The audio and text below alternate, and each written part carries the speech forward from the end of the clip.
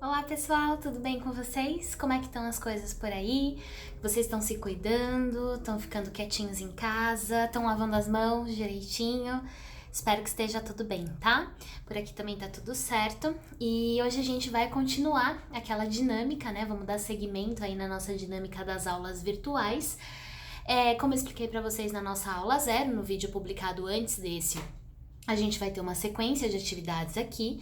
E nessa primeira aula a gente vai revisar o conteúdo que vimos juntos no nosso último encontro presencial mesmo. Então a gente vai falar um pouquinho para relembrar mais os elementos da narrativa, certo? Vocês se lembram que no gênero narrativo, para estruturar um texto pertencente a esse gênero, para que ele se classifique nessa categoria, a gente tem que ter alguns elementos que são obrigatórios, certo? O primeiro deles e o mais importante é o narrador.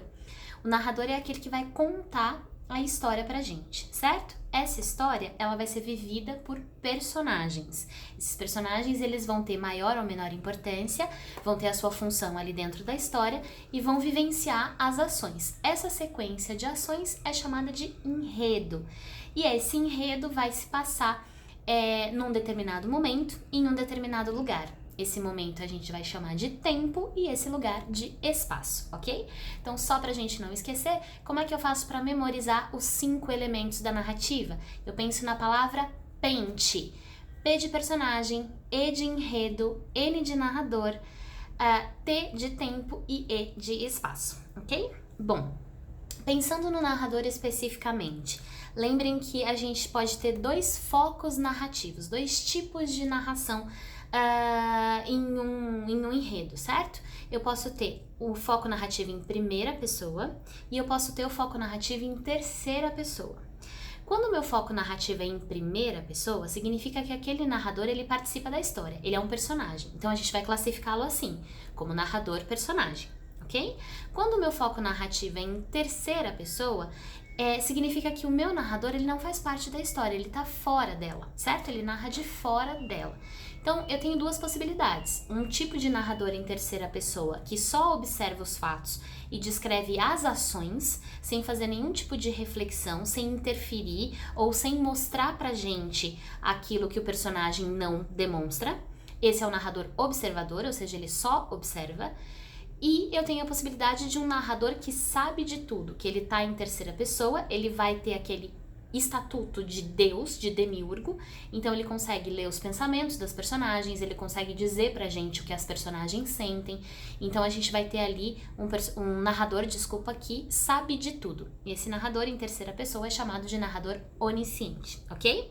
Com relação às personagens, a gente tem o antagonista, o protagonista e as personagens secundárias. Nós também vamos ter, com relação ao enredo, aquela sequência de ações que é fundamental, uma situação inicial, um conflito para modificar essa situação inicial, o clímax, que é quando esse conflito se complica ao máximo, e aí o desfecho, que é quando as coisas começam a se resolver, certo? E para tempo e espaço nesse enredo, principalmente com relação a tempo, pensar no tempo que é cronológico, que é linear, então as coisas na narrativa elas acontecem na ordem, né, sequencial, ou um tempo psicológico, que é o tempo da memória, que é o tempo da lembrança.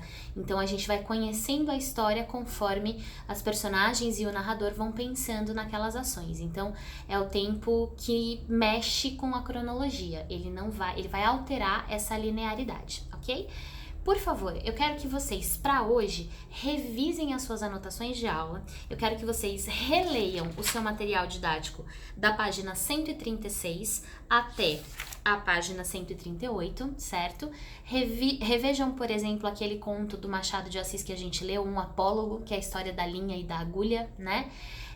Pensem no estatuto do narrador, no tipo de personagem que a gente tem, tempo, espaço, qual é a linha de enredo, vão tentando se familiarizar com isso.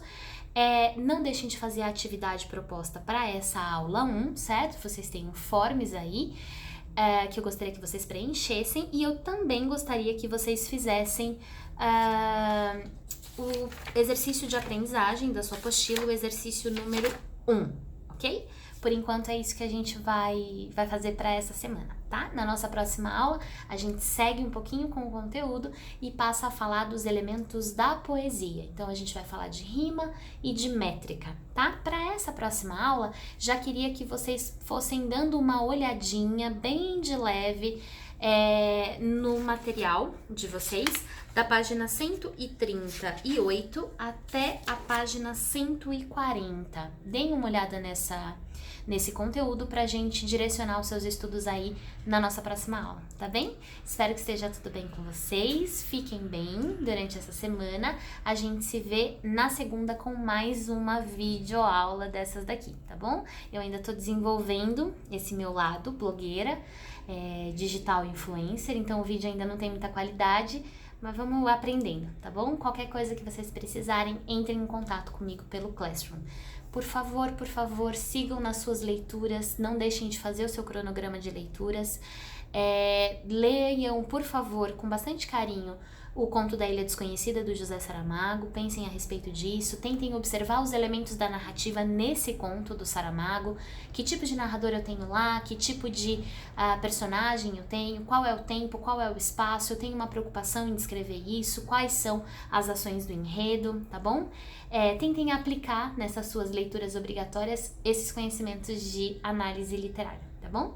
Vejo vocês na próxima aula, super beijo e até mais!